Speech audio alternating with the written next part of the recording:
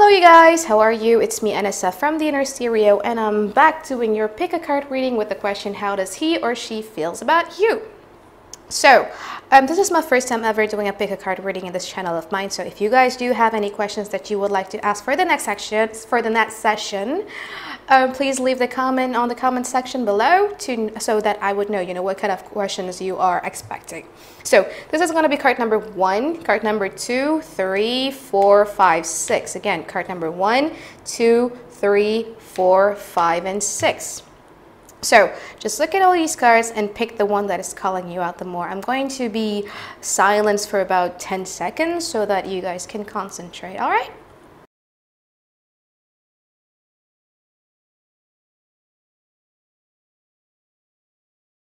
Okay, I think that's it, right? Okay, so this is for those of you who pick card number 1. How does he or she feels about you?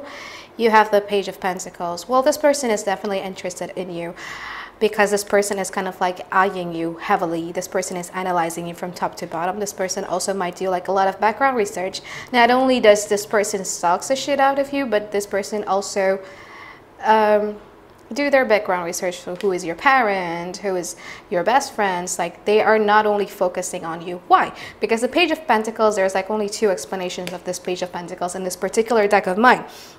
The first one is that they think or they feel like they have so much to give that whoever they chose to be in a relationship with, or to be in an engagement with, or to be in a marriage with is worthy of what they have to bring to the table, if that makes sense. The second is that growing up, this person has had a set criteria about the type of person that they want to end up being with, or they want to end up getting married to, or being in a relationship with. And they don't care how many times flew. They don't care. They're going to take their slow damn ass time analyzing you, studying you, if you're worthy of their affections, of their attentions, or of their commitment. Okay.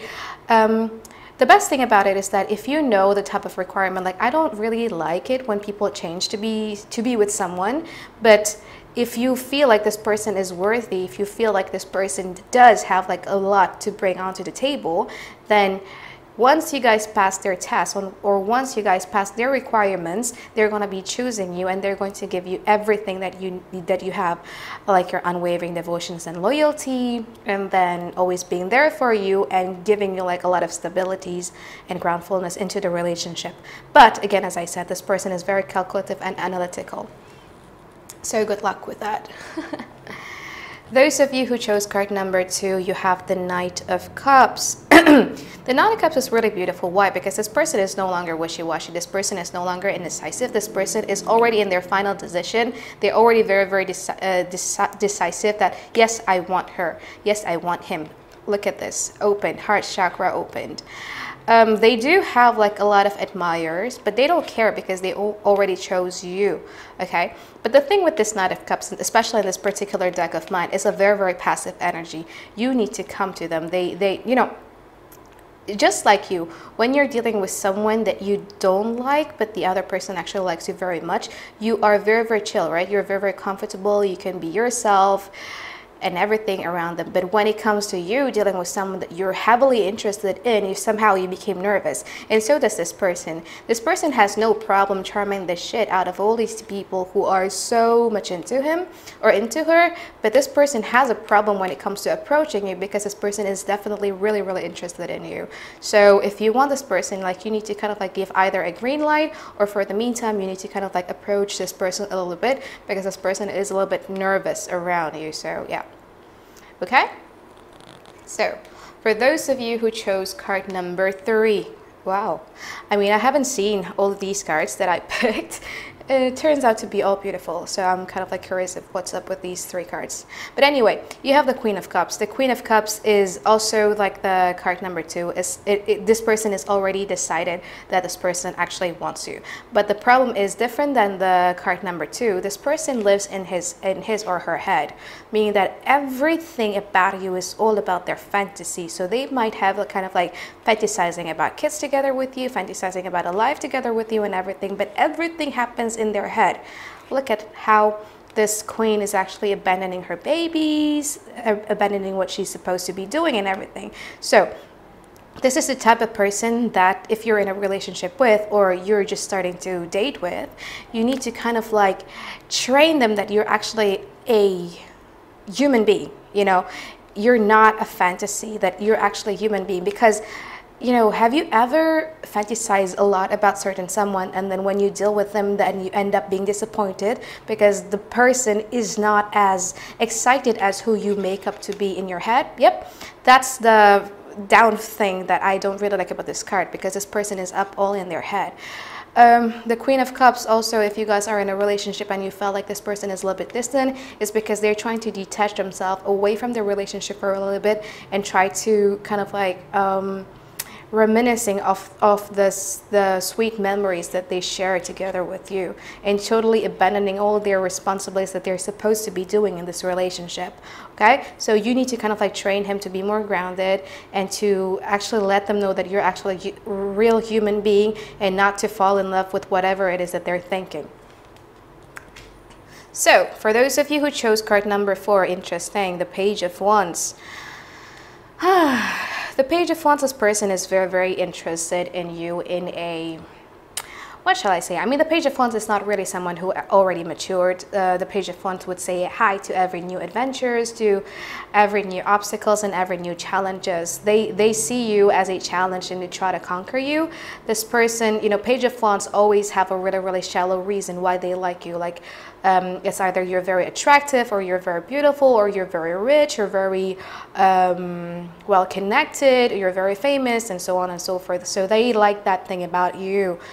The Page of Wands is the most immature ones out of all the Wands people, because they haven't, like, I'm not saying that this person is a bad person, but this person hasn't evolved yet into becoming like the better part of themselves. The Page of Wands is also someone who always get their way, and they get childish, and they will throw tantrums every time things don't go on their ways. You know, it could happen from tantrums, or doing like a passive aggressive mood, and then drama and everything like that. How to get the Page of Wands is to be basically by becoming their mother, if that makes sense, by allowing them to be themselves and just let them fall and always be there for them. Because if you try to cage, if you try to, you know, if you try to be a mean teacher towards this Page of Wands, the Page of Wands is just going to rebel always against you.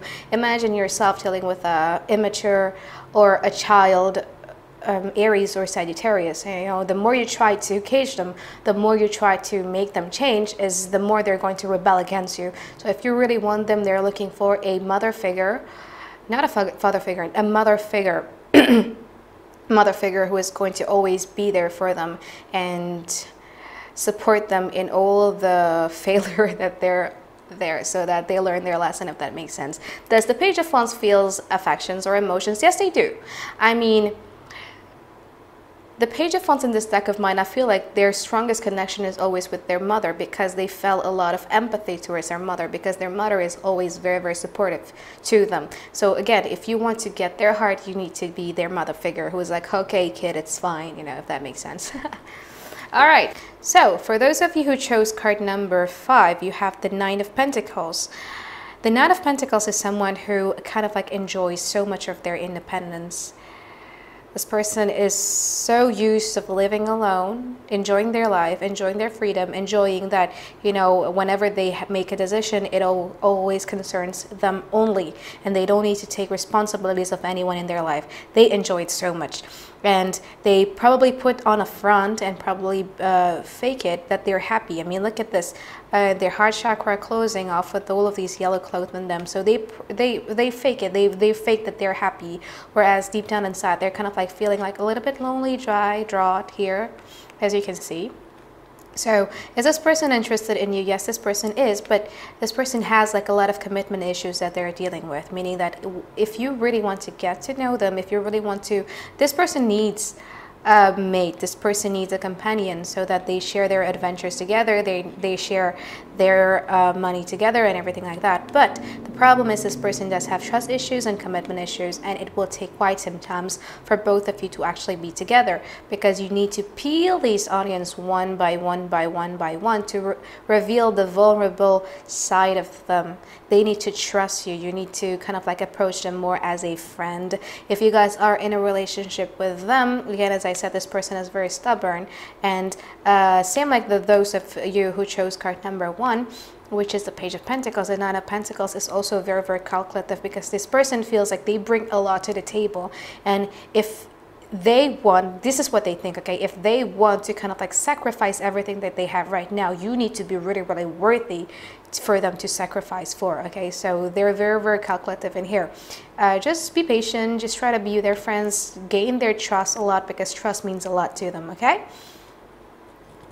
So for those of you who chose card number 6, the last card, you have the Ace of Swords.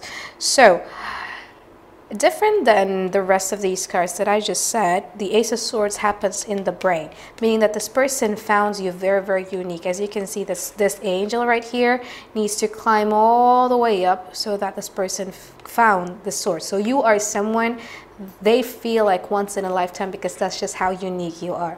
The problem is, look at how no contact. Look at how the distance between the angel and also the swords.